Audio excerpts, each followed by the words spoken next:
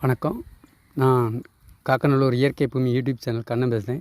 இங்கே பாருங்க, இந்த அருகம்புல்லை மருந்தடித்து பட வைக்கணுங்கிறது எவ்வளோ பெரிய விஷயம்.